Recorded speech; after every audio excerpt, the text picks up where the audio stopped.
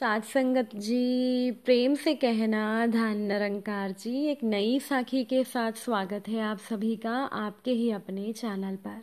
आज की साखी है कहानी भगवान के अनोखे भगत की। चलिए सुनते हैं आज की ये साखी।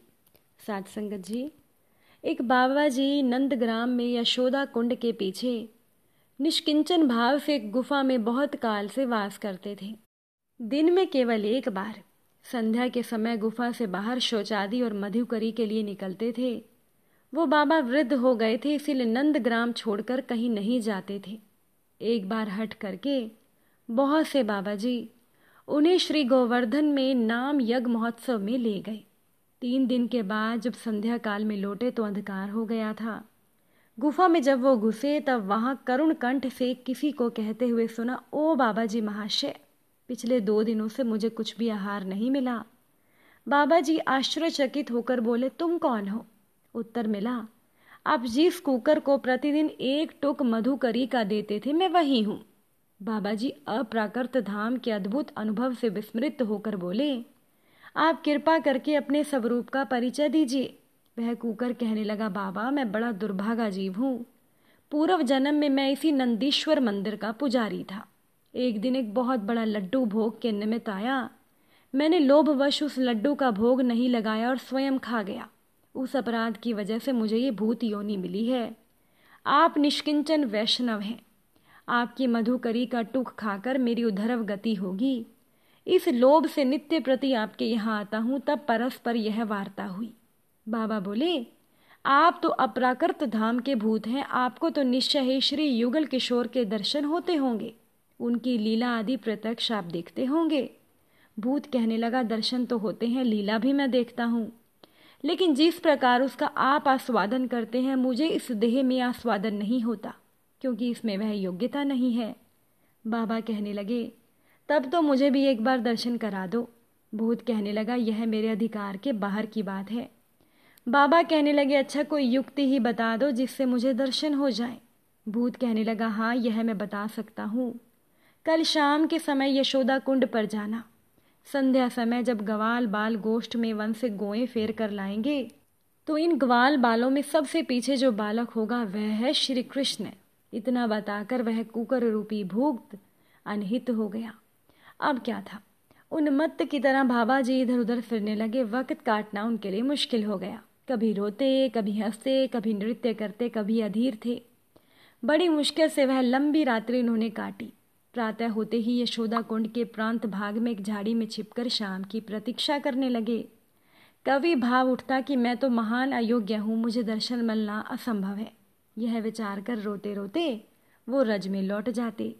फिर सावधान हो जब ध्यान आता कि श्री कृष्ण जी तो करुणा के सागर हैं, मुझ दीनहीन पर वो जरूर कृपा करेंगे, तो वो आनंद मगन होकर नृत्य करने लग जाते। ऐसा करते करते शाम हो गई। गोधूली रंजित आकाश देख बड़े प्रसन्न हुए।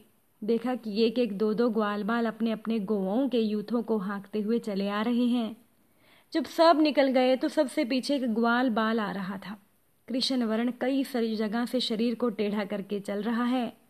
इन्होंने मन में जान लिया कि यही है। जल्दी से बाहर निकल आए, उनको सादर दंडवत प्रणाम कर उनके चरणावृंद को दृढ़ता से पकड़ लिया। तब परस्पर वार्ता शुरू हुई। बालक कहने लगा, रे बाबा मैं बनिए का लाला हूँ, मुझे अपराध होगा तो मेरा पैर छोड़ दे। मेरी मैया मारेगी, मधुकरी दूंगा और जो मांगेगा दूंगा, पर मेरा पैर छोड़ दे। बाबा सब सुनी अनसुनी कर विनय करने लगे, हे प्रियतम, एक बार दर्शन देकर मेरे तापित प्राणों को शीतल कर दो। हे कृष्ण, अब छल मत करो, मुझे अपने अभ्य चरणावृंद में स्थान दो। इस तरह से तर्क वितर्क करते करते जब भगत और भगत वत्सल भगवान के बीच में आधी रात हो गई और जब बाबा जी ने किसी भी तरह चरण नहीं छोड़े तो कृष्ण जी बोले, अच्छा बाबा मेरा स्वरूप देख।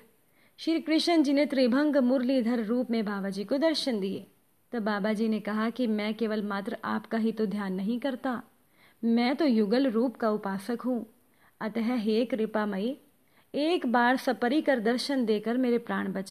तब श्री श्याम सुंदर, श्री राधा जी और सखी गण परिकर के संग यमुना पुलिन पर अलौकिक प्रकाश करते प्रकट हो गए। बाबा जी नयन मन सार्थक करते हुए उस रूप माधुरी में डूब गए।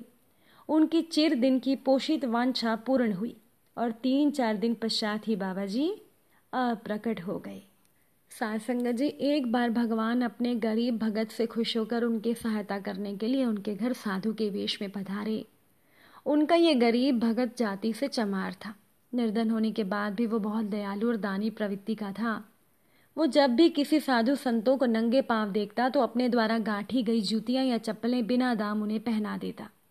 जब कभी भी वह किसी असहाय या भिखारी को देखता तो घर में जो कुछ मिलता उसे दान दे देता। उनके इस आचरण की वजह से घर में अक्सर झगड़ा होता रहता था। उनकी इन्हीं आदतों से परेशान होकर उनके माता पिता ने उनकी शादी करके अलग कर दिया ताकि वो गृहस्थी की जिम्मेदारियों को समझे और अपनी आदतें सुधारे।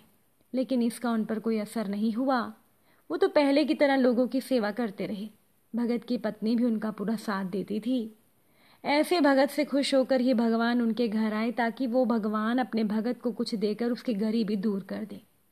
भगत ने द्वार पर साधु को आया देख अपनी सामर्थ्य के अनुसार उनका स्वागत सत्कार किया। वापस जाते समय साधु भगत को पारस पत्थर देते हुए भगवान बोले, इसकी सहायता से तुम्हें अथाह धन संपत्ति मिलेगी, तुम्हारे सारे कष्ट दूर हो जाएंगे, इसे संभाल कर रखना। इस पर भगत बोला, फिर तो आप ये मुझे पत्थर ना ही दें, ये मेरे किसी काम का नहीं, वैसे भी मुझे कोई कष्ट नहीं है। जूतियां गांठ कर मिलने वाले धन से मेरा गुजारा हो जाता है। मेरे पास राम नाम की संपत्ति भी है जिसके खोने का भी डर नहीं। यह सुनकर साधु वेशधारी भगवान लौट गए। इसके बाद भगत की सहायता करने की भगवान ने कई कोशिशें की पर भगवान असफल रहे। एक दिन भगवान भगत के सपने में आए और बोले, प्रिय भगत, मुझे पता है तुम लालची नहीं हो, तुम कर्म में विश्वास करते हो। जब तुम अपना कर्म कर रहे हो तो मुझे भी अपना कर्म करने दो, इसलिए जो कुछ मैं दूं उसे सहर्ष स्वीकार करो। भगत ने भगवान की बात मान ली और उनके द्वारा दी गई सहायता और उनकी आज्ञा से एक मंदिर बनवाया और वहां भगवान की मूर्ति स्थापित कर उनकी पूजा करने लगा। एक चमार के द्वारा भगवान की पूजा किए जाना पंडितों को सहन नहीं हुआ। उन्होंने राजा से इसकी शिकायत कर दी। राजा ने भगत को बुलाकर जब पूछा तो भगत बोला, मुझे तो खुद भगवान ने ऐसा करने को कहा था। वैसे भी भगवान को भक्ति प्यारी होती है, जाति नहीं। भगवान की नज़र में कोई छोटा बड़ा नहीं, सब बराबर है। राजा बोला, क्या तुम ये साबित करके दिखा सकते हो? भगत बोला, क्यों नहीं। मेरे मंदिर में विराजित भगवान की मूर्ति उठकर जिस किसी के भी समीप आ जाए वही सच्चे अर्थों में उनकी पूजा का अधिकारी है। राजा तैयार हो गया। पहले पंडितों ने प्रयास किया लेकिन मूर्ति किसी के पास नहीं आई। जब गरीब भगत की बारी आई तो उसने एक पद पढ़ा, देवादिदेव आयो तुम शरणा, कृपा कीजिए जान अपना जना। इस पद के पूरा होते ही मूर्ति भगत की गोद में आ गई। ये देख सभी को हैरानी हुई। राजा और रानी ने उन्हें तुरंत अपना गुरु बना लिया।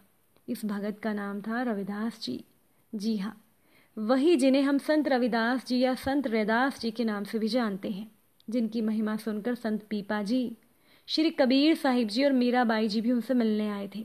यहाँ तक कि दिल्ली का शासक सिकंदर लोधी भी उनसे मिलने आया था। लेकिन सबसे ज़रूरी बात यह है कि इन सब के बाद भी संत रविदास जी जीवन भर चमड़ा कमाने और जूते गांठने का काम करते रहे, क्योंकि वो किसी भी काम को छोटा नहीं मानते थे। जिस काम से किसी के परिवार का भरण पोषण होता है वो छोटा कैसे हो सकता है? और भगवान का ऐसा भगत किसी भी मायनों में गरीब नहीं हो सकता। अगर आज की ये साखी आपको अच्छी लगी हो, वीडियो को लाइक शेयर ज़रूर कीजिएगा। आप सभी से फिर मुलाकात होगी नई साखी के साथ। साथ संगत जी, प्यार से कहना, धन निरंकार जी।